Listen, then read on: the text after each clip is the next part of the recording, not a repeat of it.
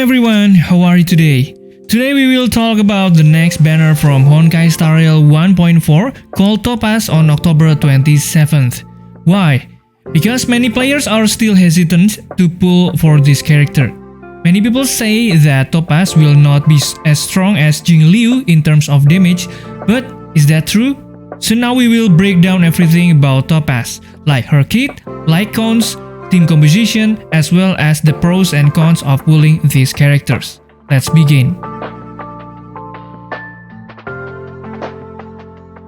Before we talk about her kits, for those of you who still don't know, Topaz is the second 5-star character with the fire element that was released in Honkai Star Rail in update 1.4. Topaz has the hunt path, which means it has the potential to produce large amount of damage in battle, but the question is she really that promising and future-proof? Let's talk about it.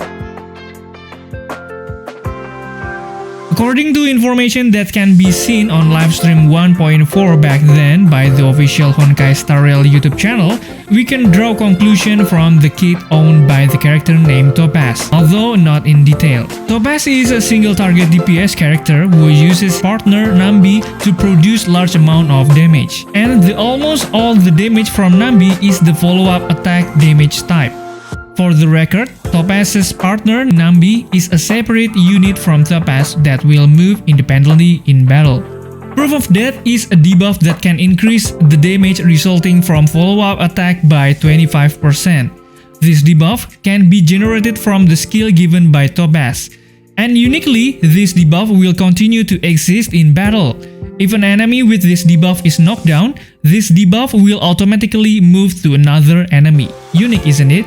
One of the unique things about the Topaz compared to the other character is that Topaz has a unique talent called Trotter Market, which can summon Nambi into battle. Nambi has its own speed status and can move on its own, so it's like having two characters in one character. Plus, if a party member attacks an enemy who has the proof of that debuff, then Nambi will get an advance forward bonus, which means Nambi will get a faster turn. Topaz's skill, difficulty paying, can reallocate proof of death to a different target, allowing Nambi to immediately attack the enemy and deal a certain percentage of Topaz's attack as fire damage. Also, Nambi's attack count as a follow-up attack. After using Topaz's ultimate, Turn a Profit, Nambi enters a Windfall Bonanza state. During this state, Nambi will have increases damage multipliers and increases critical damage. When enemies marked with proof of death are attacked by basic attacks, skills, or ultimate skills, Nambi will advance forward in the turn order. The Windfall Bonanza state will end after Nambi launches a set number of attacks. Topaz's technique, Explicit Subsidy, will summon Nambi to the overworld without consuming technique points, and it will automatically search for nearby basic treasures and trotters. Additionally, trotters won't be alerted when you approach them.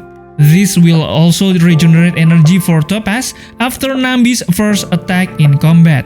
After defeating enemies when Topaz's technique is active prior to combat, you can gain additional credits if the enemy drops including them. In the simulated universe, you will gain additional cosmic fragments and chance to get a curio. Okay, next we will talk about Topaz's Lightcones. Topaz has special 5-star Lightcones called Worrisome Blissful.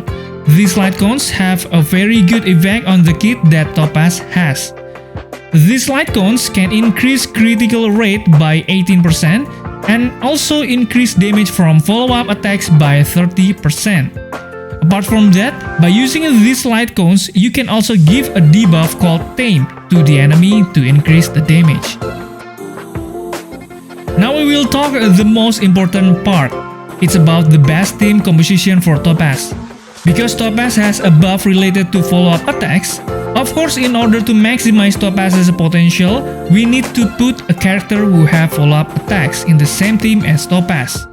So, if you have the following characters, it is highly recommended to pull on the Topaz banner. So, who are these characters? First, Clara. Clara is one of the best candidates to be paired with Topaz. because apart from Clara being able to cover the shortcomings of Topaz, which can only do a single target, Clara can also protect other party members with buffs that come from her ultimate skills. The combination of Clara and Topaz is very good combinations. Second, Kafka. Don't worry, if you don't have Clara, then you can also use your Kafka. Kafka can also be paired with Topaz, considering that Kafka also relies heavily on follow-up attacks. Even though Kafka relies on the generated DOT debuff, that's not a problem. The combination of Kafka and Topaz is still quite good. Third, Himeko. Himeko and Topaz can also be paired well in team. Topaz as sub DPS and Himeko as main DPS, they both also have the same element, which is fire. Enables them both to complete special content that requires these elements. Even though Himeko's follow-up attacks are not as frequent as those of other characters, Himeko has very good AoE attacks. And last thing is Mark 7. This character is also very good to pair with Topaz, because Mark 7 will immediately use a follow-up attack if the enemy attacks a party member who has a shield. So, indirectly, Mark 7th can also be paired with Topaz. Even though pairing Topaz and Mark 7th doesn't provide significant damage, Mark 7th is very good for protecting party members from deadly attacks. Alright guys, after you have listened to explanation and pre-release information about Topaz, let's talk about whether Topaz is worth pulling or not. First, Pro. If you don't have a DPS character that has a fire element, then Topaz is highly recommended to pull.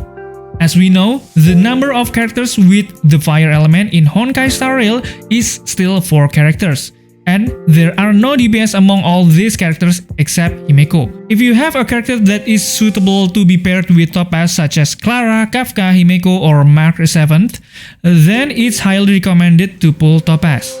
Do you need a single target character with high damage? Topaz is the answer. And the last thing, if you need a unique skill technique that can summon Nambis that can search for treasure, Topaz is the only character who has this ability. And for the cons, if you already have a lot of DPS, especially single target DPS like Scylla, then Topaz is not priority to pull. Topaz is a character that is only suitable for the follow-up attack team.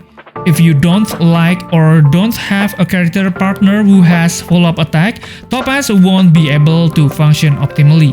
And the last thing is she doesn't have AoE skills. So, if you are looking for a character that can use area skill, Topaz can't do that.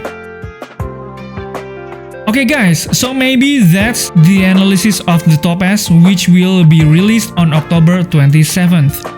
I hope this video can help you make a decision whether you want to pull or not. It all comes back to you. Thank you for watching, stay safe, stay healthy, and see you next video.